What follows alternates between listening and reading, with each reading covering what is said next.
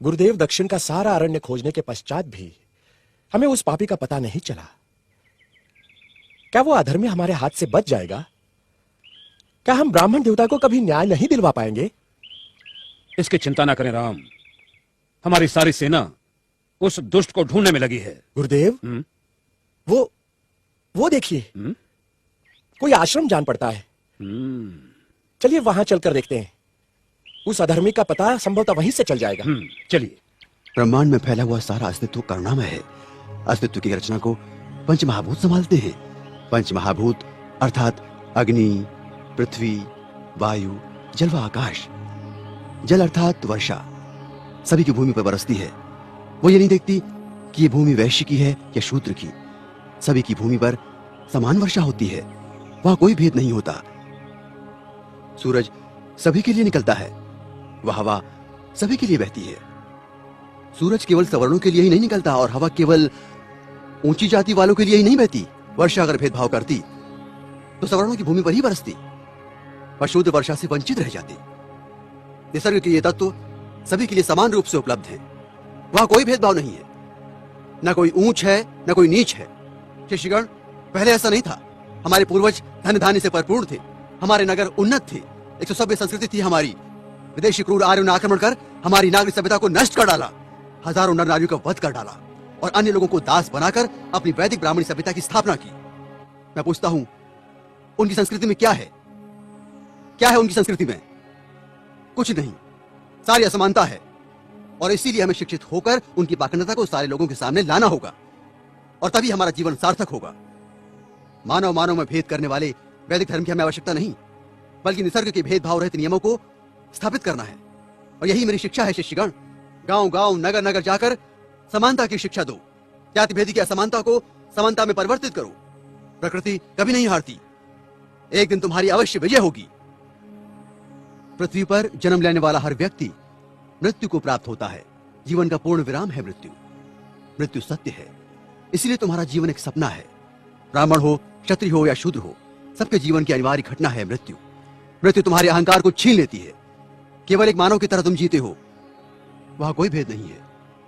मरने के बाद तुम जन्म लोगे या नहीं, ये पुनर्जन्म की कल्पना मिथ्या है, क्योंकि तुमने इस जीवन को एक मानव की तरह नहीं, बल्कि शूद्र, क्षत्रिय या ब्राह्मण की तरह जिया है।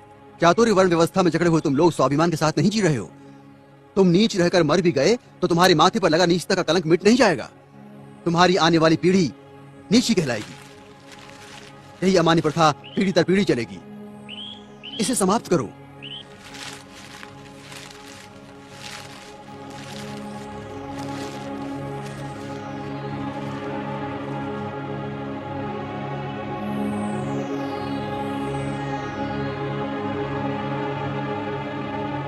हे अतिथि, मैं आपसे परिचित तो नहीं हूं, किंतु इस आश्रम में आपका स्वागत है।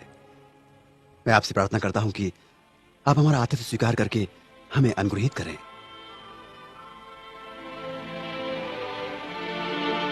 आपका प्रयोजन और आगमन सफल हो, आपका मंगल हो। हमारा दुर्भाग्य है कि हम आज तक आप जैसे महाज्ञानी ऋषि के प्रवचन और सत्संग से वंचित रहे। परिचय के अल्पकाल में ही आपने मुझे इतना सम्मान दिया। यह आपके उच्च विचारों और आदर्शों का द्योतक है। हे अतिथिगण, कृपया आप आसन ग्रहण करें।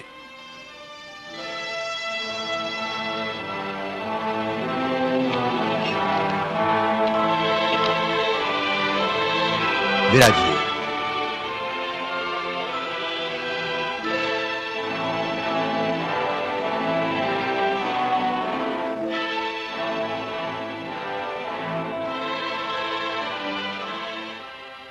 मुनिवर, आपके अनमोल वचनों के कुछ अंशों को सुनकर हम आपके कृतज्ञ हैं।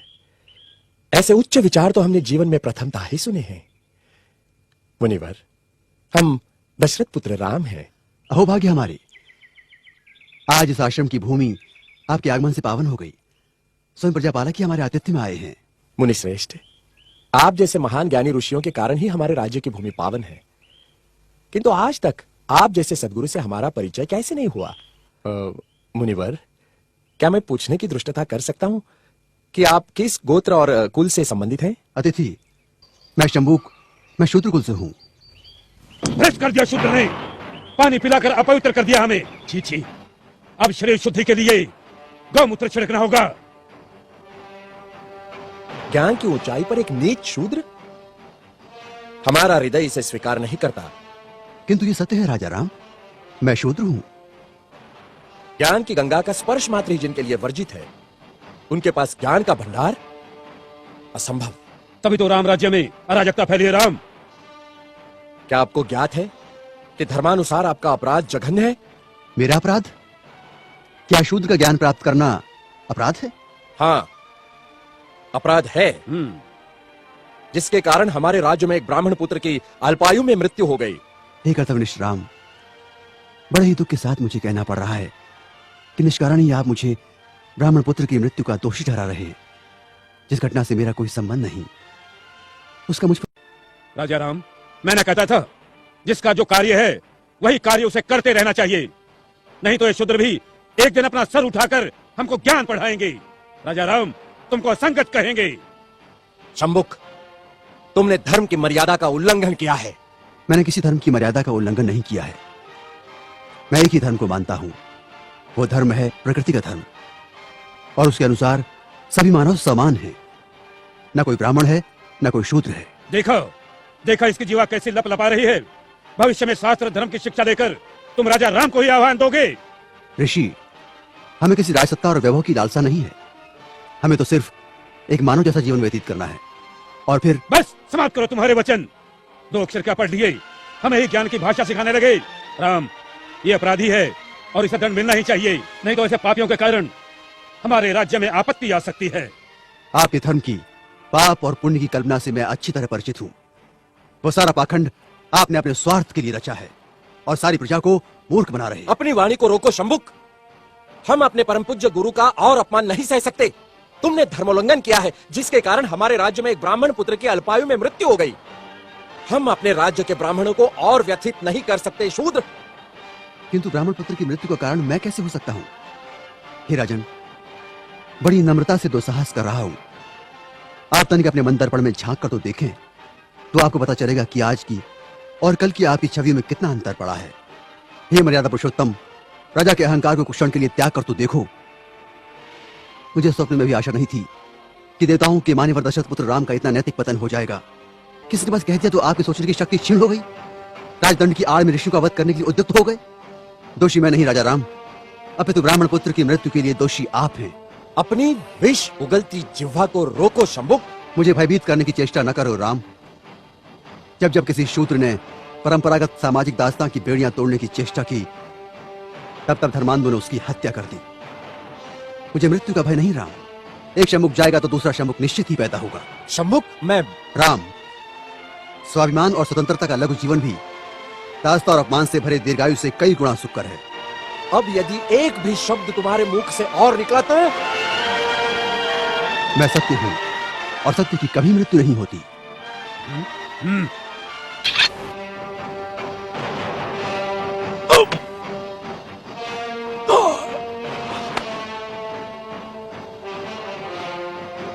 न्याय प्रिय प्रभु रामचंद्र की जय।